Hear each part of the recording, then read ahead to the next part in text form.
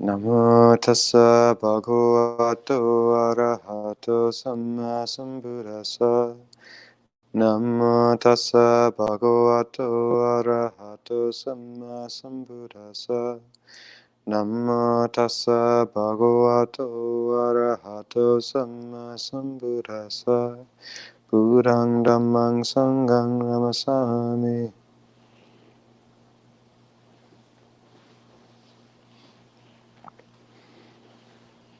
So this is the last talk in our weekend retreat on mindfulness of breathing, and it's been a very nice 2 days, a sort of intimate crew here at the Cascade Hermitage.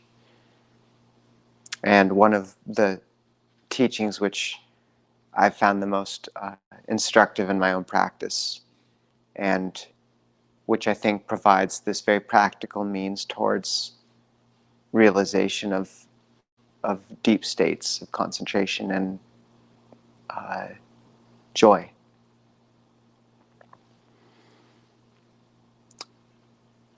And I spoke in the last talk around this distinction I've heard recently around different sorts of consciousness. Once again, by this researcher who wrote a book called The Genius. What do they call it? Baby Genius? Philosophical Baby. So, I think there's a movie called Baby Geniuses or something, but I'm not sure. Yeah, it's a bit different.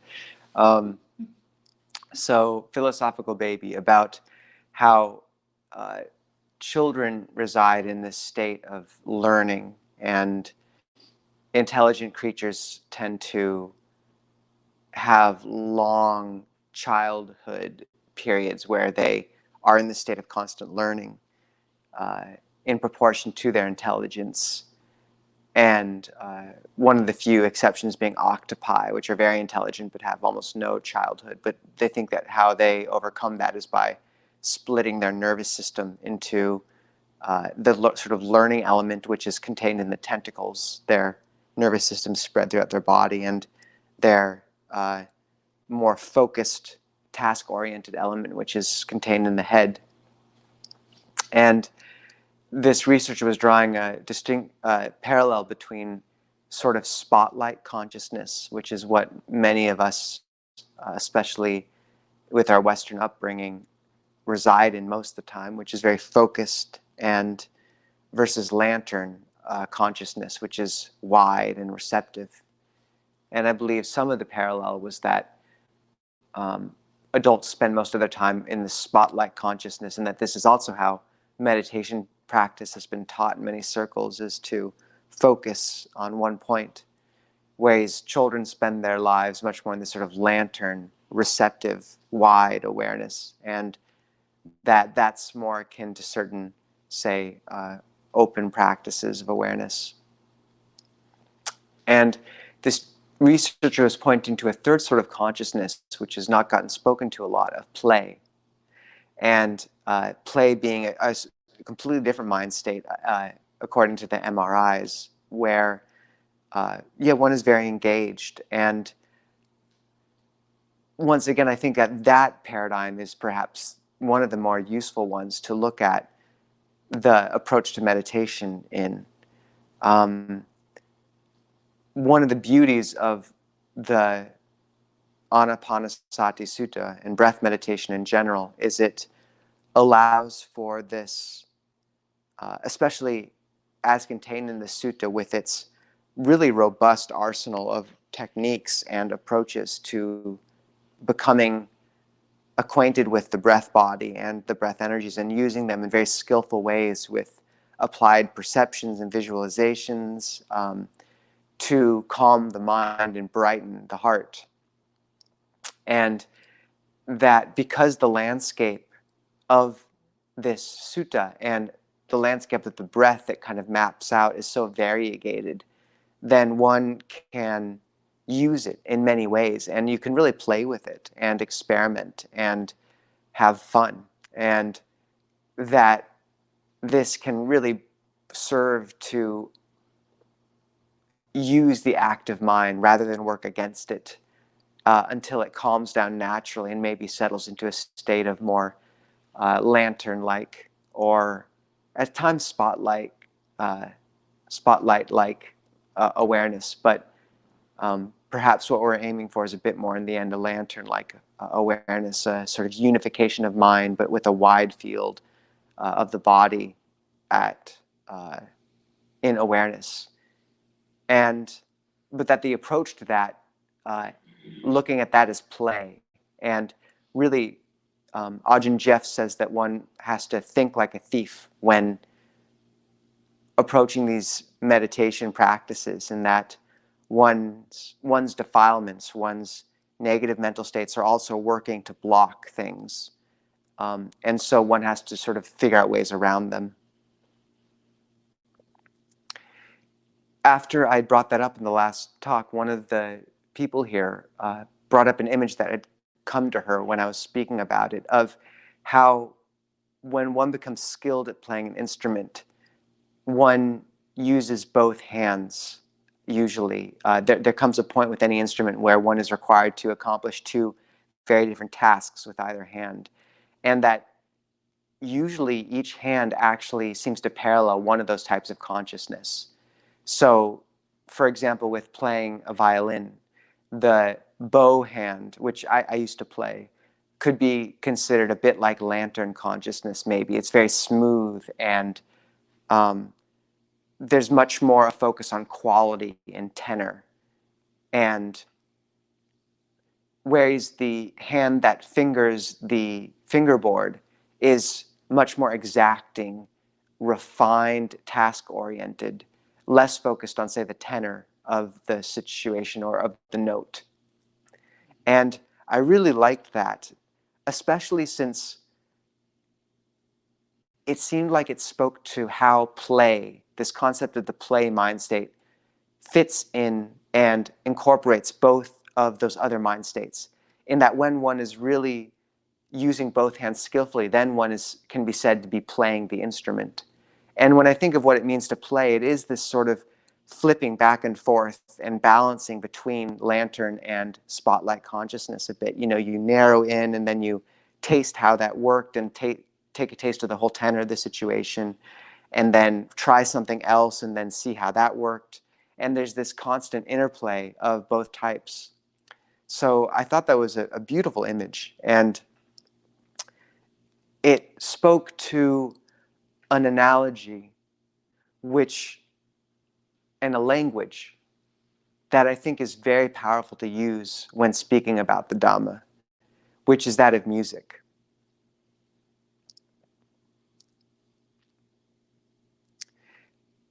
The word that the Buddha uses as a prefix to each factor of the Noble Eightfold Path to denote correct. So correct view, right intention, right action, right speech, and so on. The word is samma, which can be translated as harmonious. And it's true that in the suttas, it's in the context of the Noble Eightfold Path, it's contrasted with the word miccha, which means just wrong. But still, this word samma has interesting connotations, and there's certainly places in the suttas where it's used to speak to harmony. And one of the benefits which I was pointing to around mindfulness of breathing and of really developing that path is that as one becomes acquainted with the body and the sense of the breath and of the somatic sense, one also gains access to the heart and to an intuitive awareness of the correct path, of a pure path. And sometimes that small voice, which I know the Christians sometimes refer to as the personal God, but I think which we might better think of as sort of a bit of an intuitive awareness of what's skillful in any given time.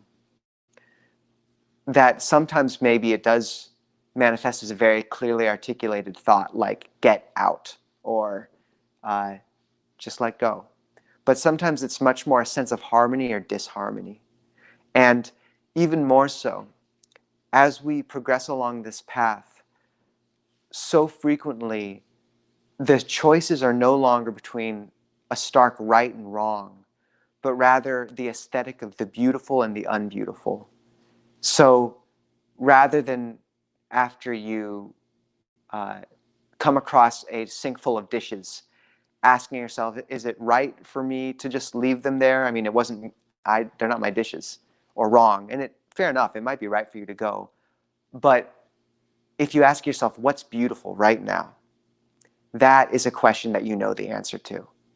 And that word kalyani, which is beautiful, and it's the word that we use to denote spiritual friendship, is kalyanamitta, beautiful friend. I think somehow that aesthetic resonates with this idea of harmonious as well. And what's harmonious in a given situation? Where does that intuitive sense of harmony guide us?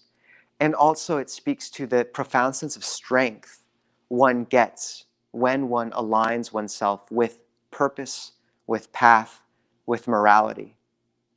And we spoke yesterday about how when one's sila, one's sense of morality is well established, then a sense of play and freedom actually manifest from that, strangely. And I find there's truth to that, in that when one aligns oneself with one's better nature and potential, then there's a sense of stability that comes. It's like when you pluck the string of an instrument, and every instrument that's tuned to the same note around it will begin to resonate subtly and quietly. And similarly, when the Buddha spoke of why one should hold the 8 precepts for one day every week at least, or at least the 5 precepts, why one should hold a more clear and clean morality at least one day a week. The recollection he gives is the noble ones live without taking life. The noble ones live without stealing, without lying, without engaging in sexuality, without taking intoxicants. For one day, why don't I also live that way? And for me, this speaks to this sense of something in us does intuit our potential. And when we're in harmony with that, there's profound strength. And the Buddha says that one of the benefits of keeping good sila is that one fears nothing, and one does not fear death. And that doesn't always make sense at first sight, or at first listen.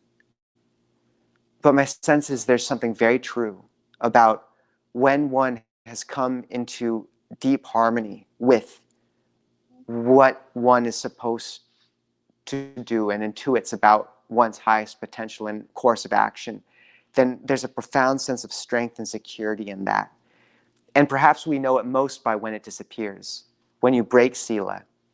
And when the Buddha was speaking about unbroken sila, he said, the sila, one's morality, is unbroken, unspotted, unsplattered, untorn.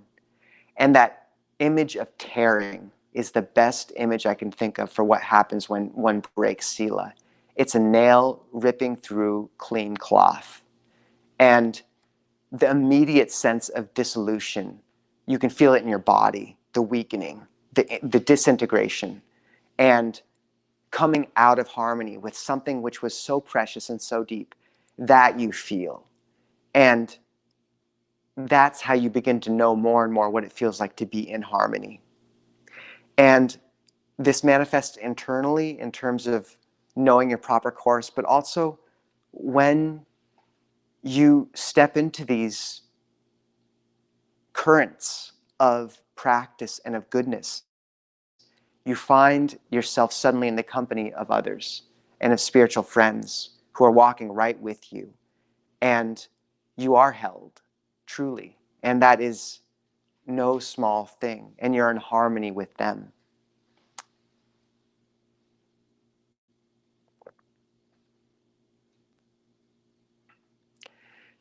There's also a famous, or a sutta I really love, where the Buddha,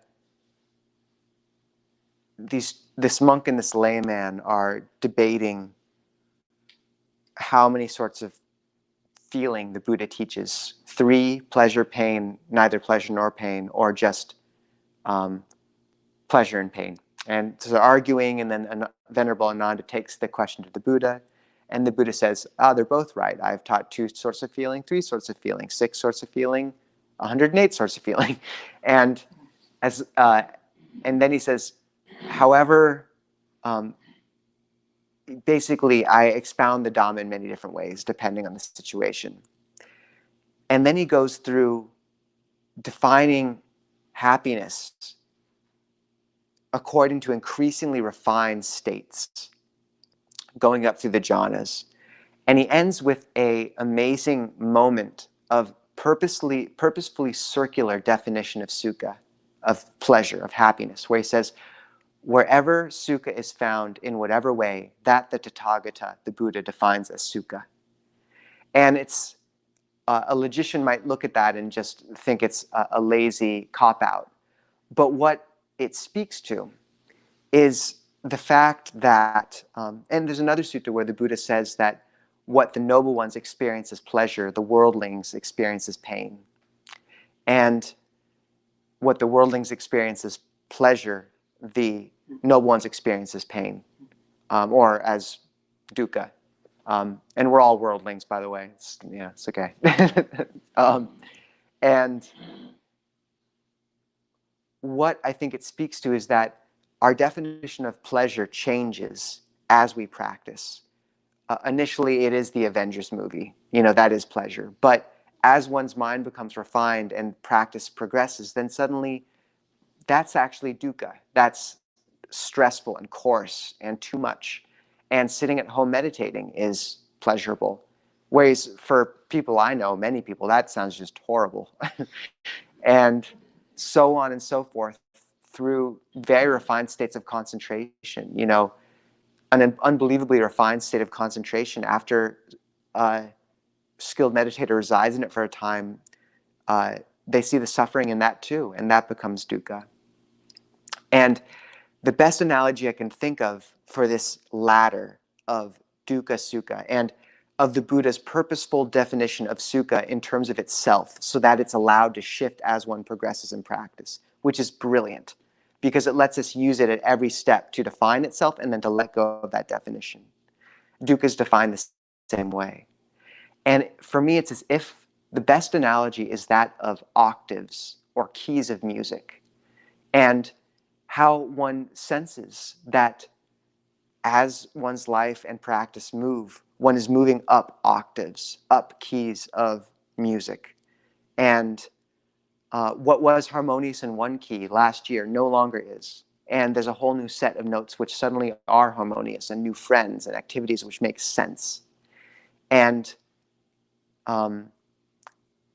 this is how we play. We harmonize ourselves with more and more refined melodies, and we play in harmony with those around us. And something deep in us begins to intuit the score that we're meant to be following, or that might be too strong of language, that we know we're capable of following at our best. And we create an empty space in our lives so that there's room for that music to resonate. Otherwise, we're like a bell stuffed with cotton. And we have one hand navigating the more refined, task-oriented elements, and we have one hand holding the tenor. And that's how we play. So I think the Dhamma is music, is a good way of thinking of things in many ways. And my hope is that this sutta gives people some practical scales to work on. So best of luck.